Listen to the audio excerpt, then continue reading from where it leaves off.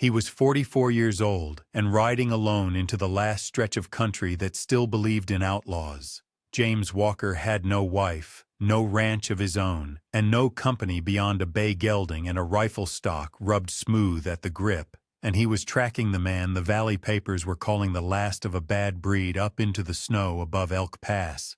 What nobody riding down in the lower ranches understood was that the thing waiting for him among the weathered logs of an old mountain station was not the man they had paid him to bring down.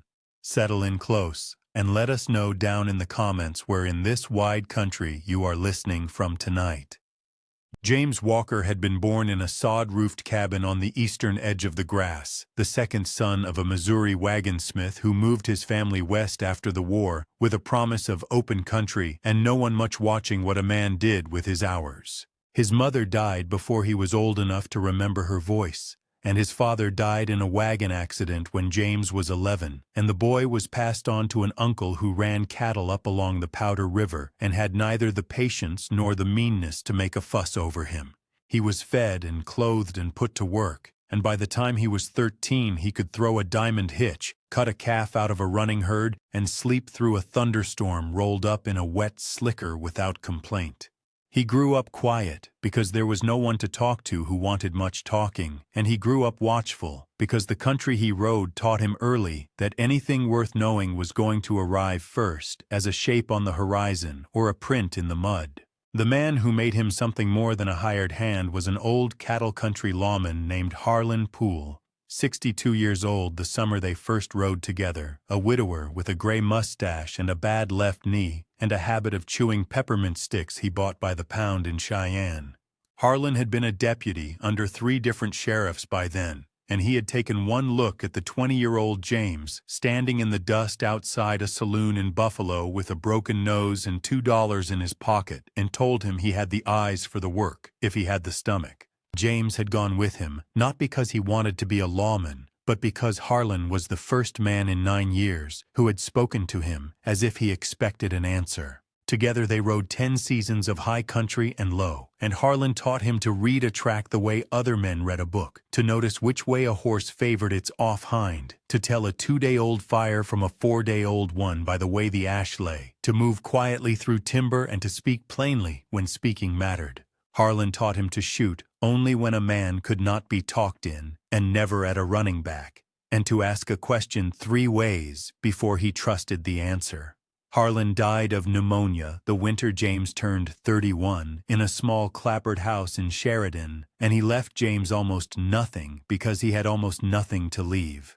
What he did leave was a folding knife with a bone handle worn dark by 40 years of pocket carry, a single blade honed thin as a willow leaf, the initials HP scratched into the brass bolster with the point of an awl. James had carried that knife every day of the 13 years since, in the inside pocket of his weathered wool coat, and he took it out at night to whittle kindling, or to trim a hoof paring, or simply to hold in his palm and feel the balance of it, which was the balance of the only man who had ever looked at him and seen a man worth teaching.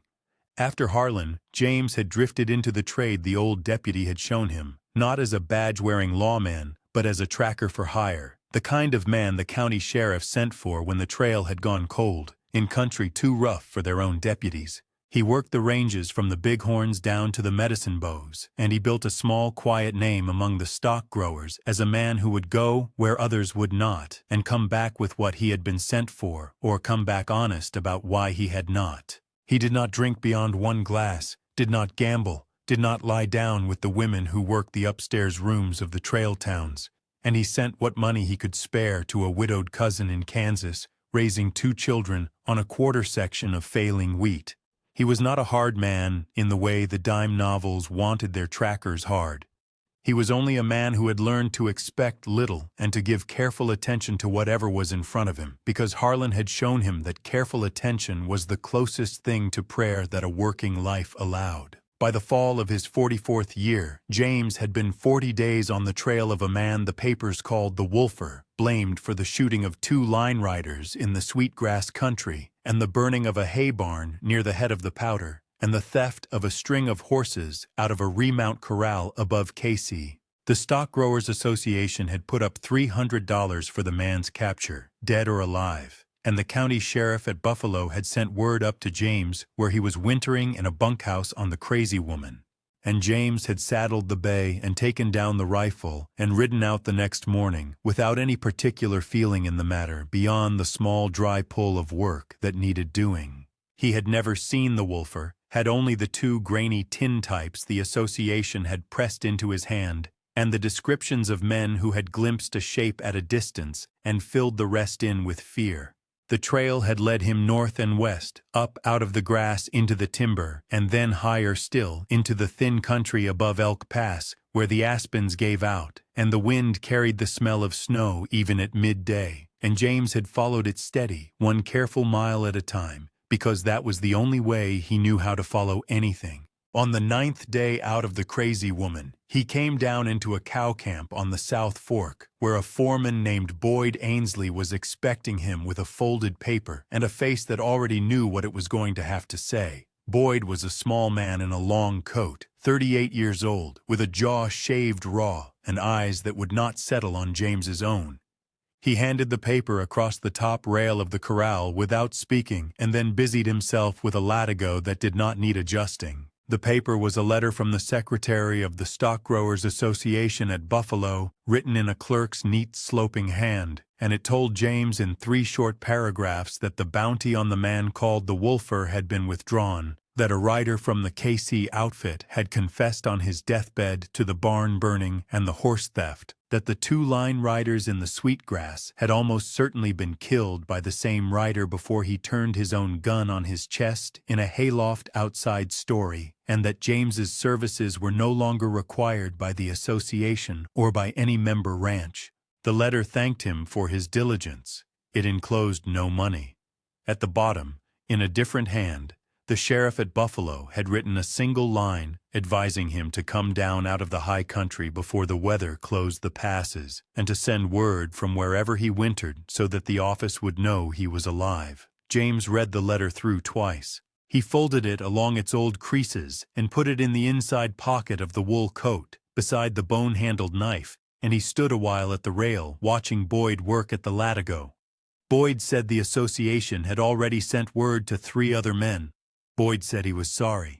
Boyd said there was coffee inside if James wanted it. James thanked him and said he would take a cup of the coffee and a feed of oats for the bay, and he would be moving on before dark. He did not ask about the 40 days of work already spent, or the powder and shot, or the shoes he had put on the gelding at his own cost in KC, or the winter that was now going to run without the $300 he had been counting on to see his widowed cousin through to spring. He drank the coffee standing by the stove and thanked the cook, a boy of about 16 with a burn scar down one wrist, and he went back out to the bay and tightened the cinch and swung up. Boyd walked out with him as far as the wire and told him again that he was sorry. James touched the brim of the hat and said it was no man's fault and rode north. He might have turned then.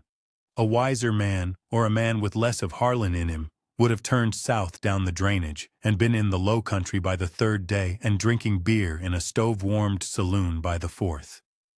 James did not turn. He rode instead the way the trail had been leading him for 40 days, up the frozen creek toward Elk Pass, because somewhere in the paper he had folded into his coat there was a thing that did not sit right. The Casey rider's confession had come easy and late and covered every crime on the sheet at once, the way a dying man's confession will sometimes cover ground it never touched, to let a family collect on a life, or despite a partner still walking. And there had been a set of prints 2 days back at the edge of a snow-choked creek bottom that no man had made and no horse had made either, and James had marked them in his mind and gone on past because they did not fit the shape of what he had been sent to find. He had been paid to look for a man. He had stopped being paid. He rode on now for himself. The country changed as he climbed. The lodgepole thinned and gave way to spruce so dark it looked black against the snow, and the creek beside the trail narrowed and ran under a lid of ice that groaned in the afternoons and went silent at night.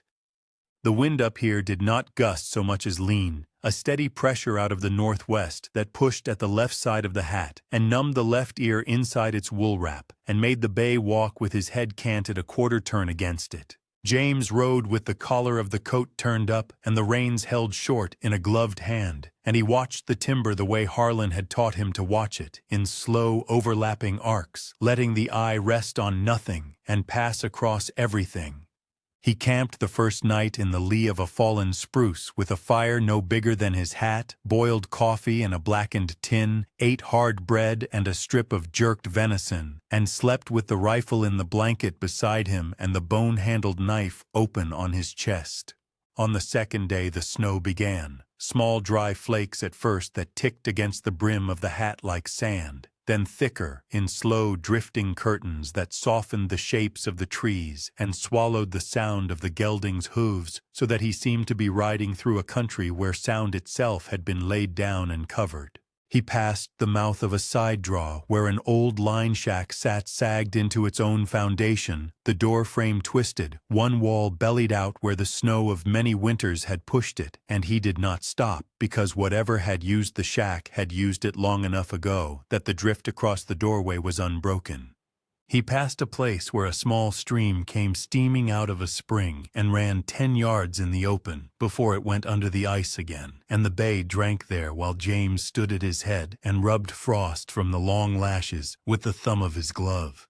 He spoke to the horse the way Harlan had spoken to horses, low and without hurry, telling him it was not much farther, telling him there would be a roof by dark if the map in his head held true, telling him he was a good horse and had carried a man farther than most horses would. By the middle of the third afternoon, he came to a place where the trail bent around a shoulder of granite and opened out onto a bench above the creek, and he stopped the bay there and sat looking. Below him, and a quarter-mile ahead, half sunk into the timber, stood the old mountain station he had been climbing toward for 2 days without letting himself name it. A low building of weathered logs and rusted tin roofing, one stovepipe leaning off true, one shutter hanging by a single hinge, no smoke, no track cut in the fresh snow across the small clearing before it, and yet a stillness about it that was not the stillness of an empty place. James sat the bay a long time on the bench, letting the horse blow, letting his own eyes work the clearing the way Harlan had taught him to work a room before he stepped into it. He counted the windows and found 3, 2 of them still glassed and one boarded from the inside with what looked like a piece of packing crate. He counted the corners of the building and found the logs notched in a saddle joint that spoke of an old hand and old work, cut and set when the country still had men in it who built for the next 50 winters and not the next one. The roof pitched shallow the way high country roofs did, so the snow would slide instead of gather, and along the north eave a ridge of ice hung down in gray fingers, thick as a man's forearm. A shed lean-to leaned off the east wall, its own tin curled back at one corner like the lip of a tin cup that had been dropped once too often, and inside the shadow of it he could see the black rectangle of an open doorway and nothing moving in it. He watched the doorway for a slow count of 200, and nothing showed, and nothing changed, and the wind lifted a small skirt of snow off the ridge of the roof and dropped it again. He dismounted a bowshot short of the clearing and led the bay in on foot, the rifle across his forearm and the reins loose in his left hand, walking so his boots came down in the tracks of the bay to leave one trail instead of 2. He tied the gelding in a stand of spruce where a man on the porch could not see him, loosened the cinch a hole, and pulled the saddle blanket forward over the horse's withers against the cold. He did not call out. He crossed the clearing on the diagonal, keeping the corner of the building between himself and the door, and when he reached the wall, he put his gloved hand flat against the log and felt through the wool of the glove the old smoothness of adzid pine, cut and skinned and hauled before he was born.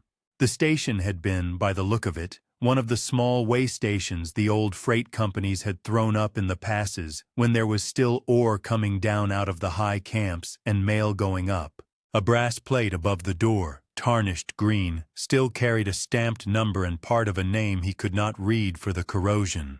The main room was maybe 16 feet by 20, floored in plank, walled in log chinked with a mud, and hair mortar gone crumbling at the seams, and ceilinged in the underside of the same tin he had seen from the bench, its nail heads bled through with rust in long orange streaks. A stove sat off-center against the back wall.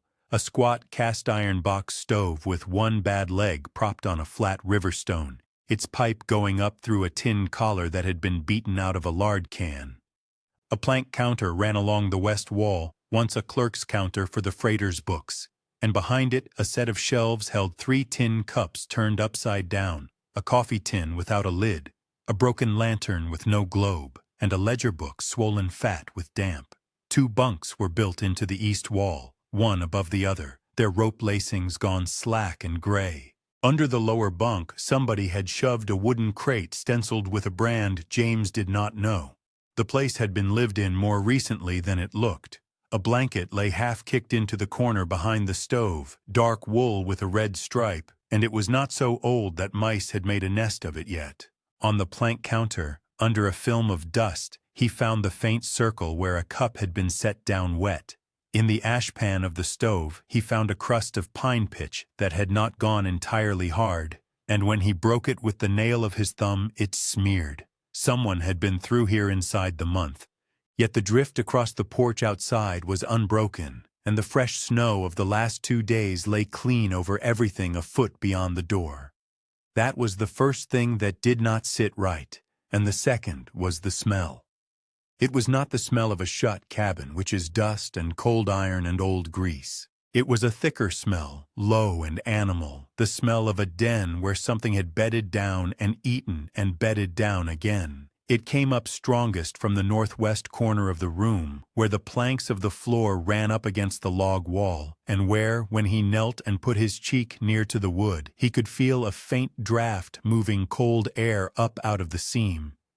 He lit the stub of a candle from his coat pocket, set it on the counter, and went to work on the floor. 3 of the planks along that corner were shorter than the rest and cut clean at both ends where they should have run the full length of the room. He slid the blade of the bone-handled knife into the seam and pried, gentle at first and then harder, and the first plank came up with the dry squeak of an old nail letting go. The second came easier.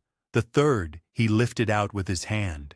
Below was not earth as he had expected in a building set on skids, but a shallow box framed in milled 2x4s and floored in a piece of tin, and set into the tin was a square trapdoor with an iron ring lying flat in a routed groove so nothing would show if a man walked the planks above. He hooked the ring with his finger and lifted, and the trap came up on a leather hinge cut from an old harness strap. The candle showed him a hollow perhaps 2 feet deep and 3 feet across, dry as flour, floored and walled in more of the same milled lumber. Inside sat 3 objects laid out as carefully as a man lays out his tools before he starts a job. There was a canvas sack tied at the neck with a piece of grass twine. There was a tin biscuit box with a picture of a queen on the lid, the paint mostly scoured away. And there was a folded square of oilcloth with the corners tucked in, the way a woman tucks a handkerchief. James lifted them out one at a time and set them on the plank floor beside the candle. The canvas sack was heavy for its size and gave under his hand with the shifting weight of coin. He worked the twine loose and looked in, and the candle showed him the dull yellow of gold pieces mixed with the whiter shine of silver, $20 double eagles laid flat against each other and quarter eagles and dollars loose around them, and when he tipped the mouth of the sack to the light, he counted by tens under his breath and made it, at a first rough count, something over $400 in hard money. The tin box held a smaller cloth pouch of the same coin, a folded plat map drawn in ink on linen paper showing the station, the creek, a spring, and a marked trail down the far side of the pass into country he had never ridden, and a bundle of receipts held together with a bent pin. The receipts were for lumber, for lamp oil, for a Winchester rifle bought new in Cheyenne in a year that put the buyer in this country a long time before James had ever heard of it. The folded oilcloth held a single sheet of writing paper, cream-colored, its edges gone soft as cloth from being folded and unfolded, and a small tintype no bigger than the palm of his hand. He turned the tintype to the candle and saw a man of about 60 in a dark coat standing beside a boy of maybe 9, one hand on the boy's shoulder, both of them looking straight into the camera the way people did in those days, as if the picture were a piece of work to be done properly. The man had a peppermint stick in his free hand. James knew the man in the picture before his mind gave him leave to know. It was Harlan Poole, 30 years younger than the last time James had seen him, and the boy standing under his hand was a boy Harlan had never in 10 seasons of riding together mentioned once. He unfolded the letter then, slowly, working the softened creases apart with the pads of his fingers so the paper would not tear at the folds. The hand was Harlan's. James had seen it 100 times on receipts and pay slips and the fly-leaf of the little pocket testament Harlan carried without ever opening.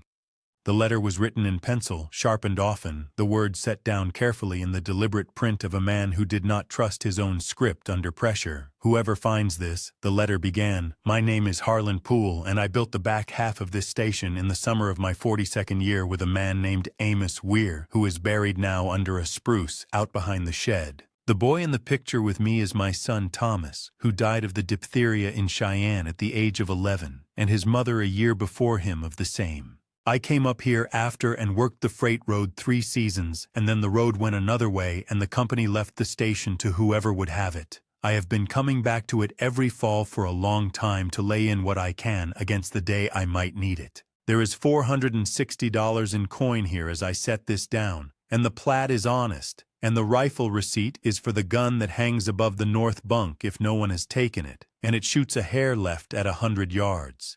If you have found this, you have likely come through weather or grief or both, and I want you to have the use of it. I hope you are somebody who works. I hope if you knew me, you will forgive me for not saying. A man carries what he can." Underneath, in a smaller line as though written later and pressed harder into the paper, Harlan had added, "If it is you, son, and I have hoped in a foolish way that it might be, know that I meant to tell you and could not find the door in myself to open. The knife was my father's. Keep it well." James read the letter through twice. He set it down on the plank floor beside the candle, took the bone-handled knife out of the inside pocket of the wool coat, and laid it beside the tintype so that the initials on the bolster caught the light. He sat back on his heels and looked at the 2 things on the floor for a long time, without moving. Outside, the wind shifted and pushed against the north wall of the station, and a fine dust of snow sifted down through a gap in the tin above his head and settled on the sleeve of his coat. He did not weep. He had not wept when his father died, and he had not wept at Harlan's grave in Sheridan, and he did not weep now. What he did was fold the letter along its old creases, wrap it back in the oilcloth with the tintype, and put the oilcloth into the inside pocket of the wool coat next to the knife. Then he stood, blew out the candle, and went to look above the north bunk. The rifle was there. It hung on 2 wooden pegs behind a sag of gray blanket, and when he took it down he found the receipt matched. A Winchester of a good year, the stock oiled recently enough that the oil had not yet gone chalky, the action clean, the tube full. Someone had been keeping it. Someone had been keeping the whole place, in a small, careful way, against the season when it would be needed. He thought then of the animal smell in the corner, and of the tracks he had followed for 2 days that were not a man's tracks and not a horse's, and he understood that whatever had made the lair he was standing in was not the maker of the cache under his feet. 2 things had used the station. One had built it and stocked it and gone. The other had come after and made a den of it. He went out to the bay in the spruce, took the saddle off, rubbed the horse down with a twist of dry grass from under the shed's leeward wall, and led him around to the north side of the station, where an old pole corral still stood with 3 of its 4 sides sound. He mended the 4th side with 2 lengths of lodgepole he cut from a windfall at the edge of the clearing, notching the ends with a hatchet from his saddle roll and lashing them with a length of rawhide from a coil in the shed.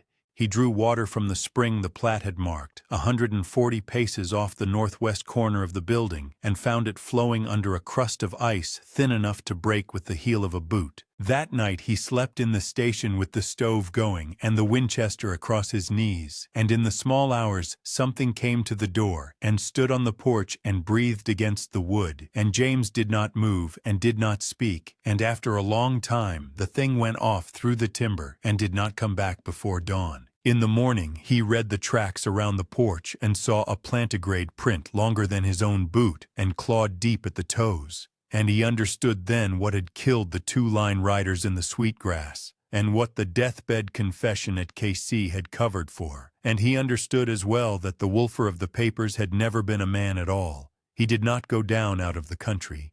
He stayed.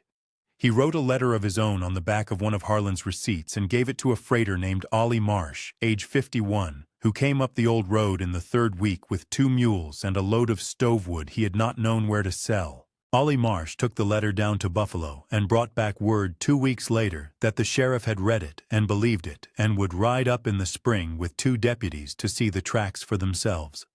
Ollie Marsh also brought, on that second trip, a keg of nails, a pane of window glass wrapped in 3 thicknesses of newspaper, and a sack of cornmeal that James paid for out of the double eagles in the canvas sack.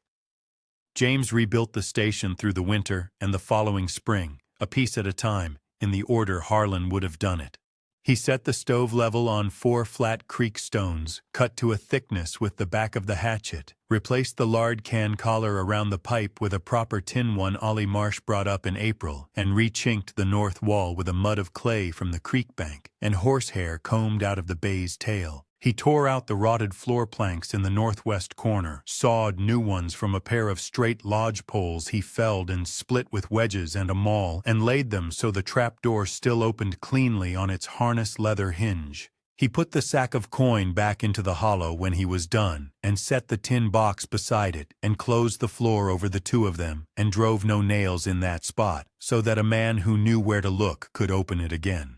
A woman named Hetty Barlow, age 47, widowed twice and living alone at a homestead 9 miles down the pass, came up the road behind Ollie Marsh's second trip on a shaggy mare and brought a pot of beans cooked with salt pork and a small crock of sourdough starter wrapped in flannel to keep it from freezing. She looked at the station, at the mended corral, at the bay standing hip-shot in the new sun, and she told James her second husband had ridden the freight road out of this station in his younger years and had spoken well of a man named Poole, who had kept it.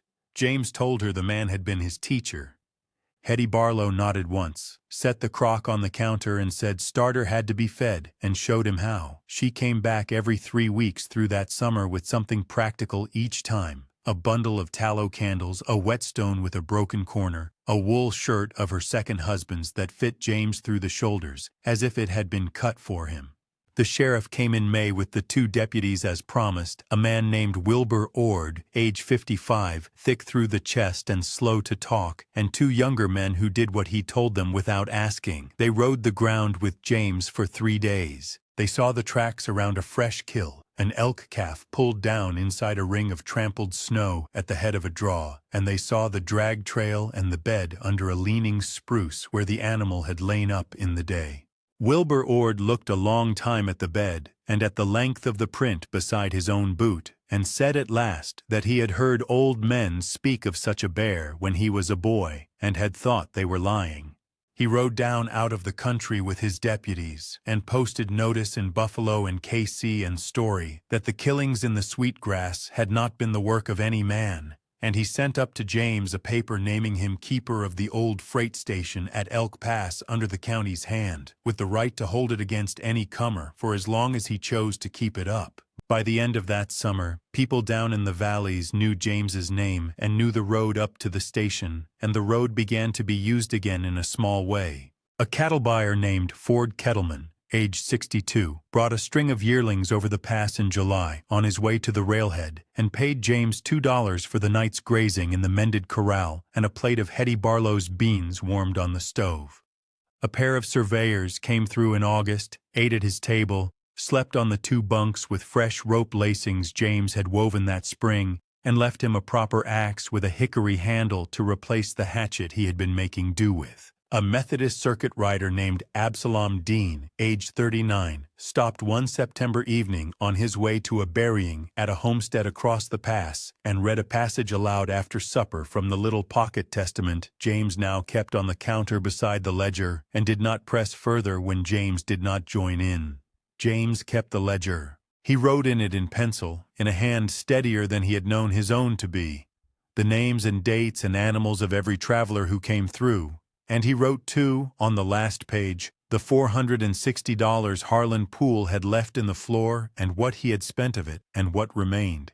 He sent $40 of it that first autumn to the widowed cousin in Kansas, in an envelope with a short letter saying only that the season had gone better than he had expected.